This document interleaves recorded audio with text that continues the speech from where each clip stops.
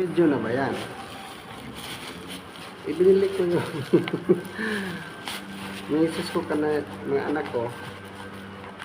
Lagayan ng ano, pag nagugas ng plato tapos patuyuin mo muna bago ilagay sa lagayan ng plato kasi magpulo-pulo. Hindi ko alam paano mag-assemble nito eh. Kasi makapal to, ganito to. Ba't manipis ngayon?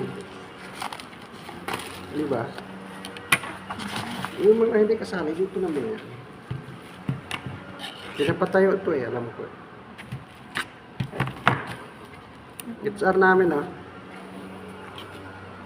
Ayan ah.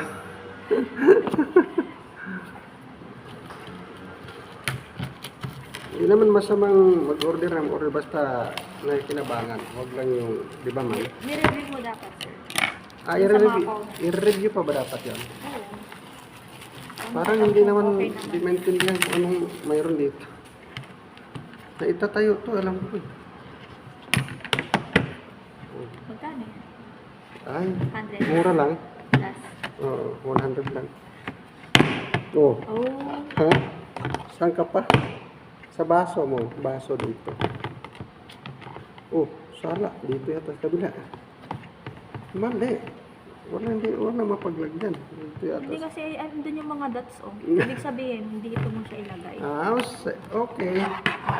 Ano pala yung mga Ayan. dots? Ay, yung mga butas niya, so, dyan mo siya ilagay. Mabuti lang na binuksan ko dito ka, no?